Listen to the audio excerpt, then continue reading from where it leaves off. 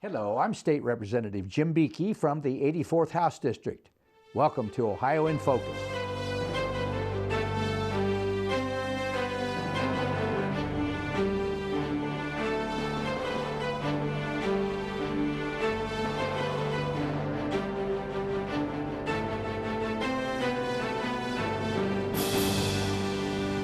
Hello, and welcome to this edition of Ohio in Focus, a program that brings state government to you. I'm your host, Alex Adams. We have with us today State Representative Jim Beakey, who serves the 84th House District, which includes Mercer County and parts of Algalay, Darke, and Shelby counties. Thank you for joining us today, Representative. Well, thanks for having me again, Alex. Yeah, no problem. So we're going to start right off with House Bill 388. It's also known as Annie's Law. It does a lot towards, it's aimed at drunk drivers, the first offenders, and using the ignition interlock devices. So can you tell us a little bit about how it tries to curb drunk driving in Ohio? Sure. Well, the genesis of it is obviously that the young lady who is, I believe, from Ross County in Representative Scheer's district was tragically killed in an accident where the driver was drunk.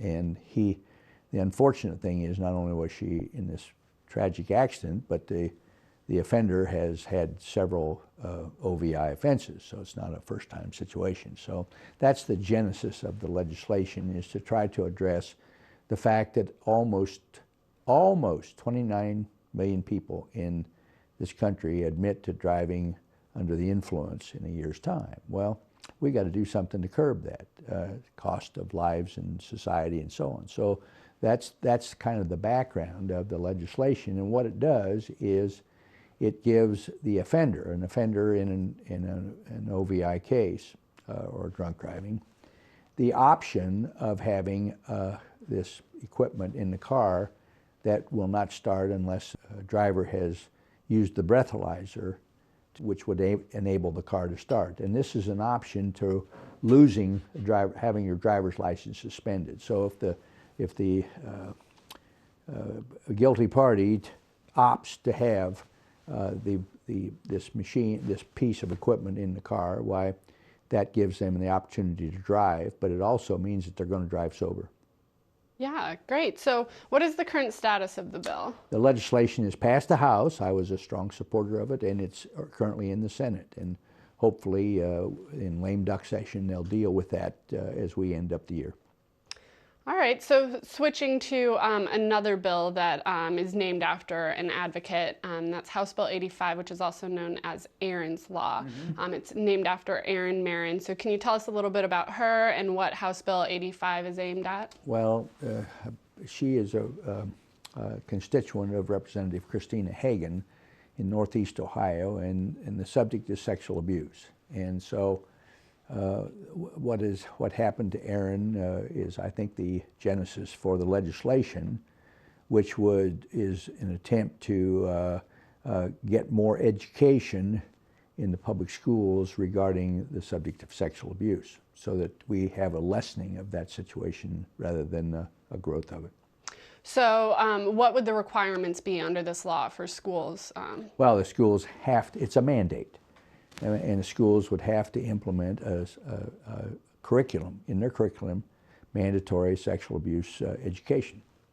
And quite frankly, just so you understand, I am not a supporter of the legislation, not because of the legislation itself, but it's just another furtherance of dictating to the schools what they have to teach. And in this particular case, it's removing the responsibility of parents to teach their children right from wrong, and this issue of sexual abuse, what to do to combat it. It's a parental responsibility, and it's not the school's responsibility. We just keep asking our schools to do more and more for us who should be taking care of ourselves. Now, having said that, particularly in Western Ohio, we have the best teachers, we have the best schools, and quite frankly, we've got the majority of the best parents. But it comes back to that simple equation that you are responsible for rearing your children. So what is the status of that legislation currently? It's passed the House and it's in the Senate. Okay. So on a lighter note, switching over to hunting season. I know that's popular out in Western Oh, Ohio. yes. So what are the dates? When does that get underway? Well, and now I've got to use my little cheat sheet here. For archery, the hunting season is from the 24th of September to February the 5th. For deer gun season, it's the 28th of November to the 12th or to the 4th of December. You got a week window there.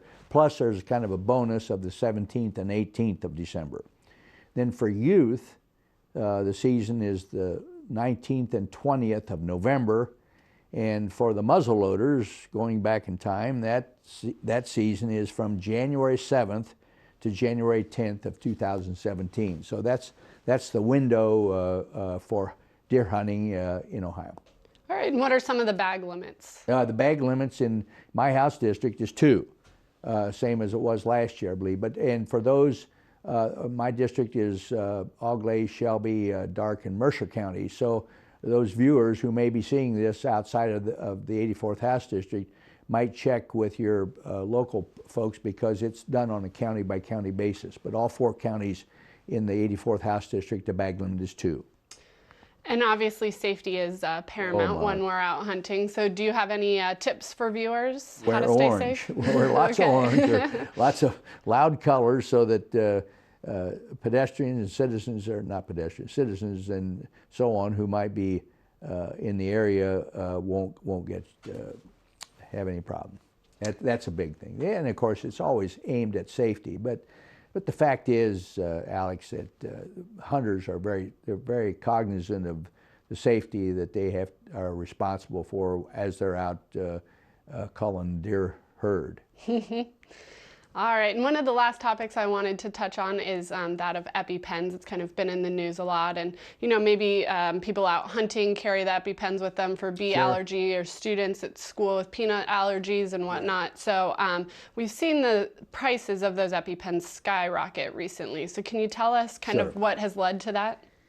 Well, of course, epinephrine is it's not a high-priced product to make, these EpiPens, but Mylan, the company that has the patent on the EpiPen, has a time frame in which it's guaranteed that there will be no competition, which is patent law. And I understand the thinking behind it. You obviously, when you develop and invent a new product, it costs a lot of time and money to develop that product, so that there should be some opportunity to recoup the investment of developing that product. Now, what happens though is, between government bureaucracy and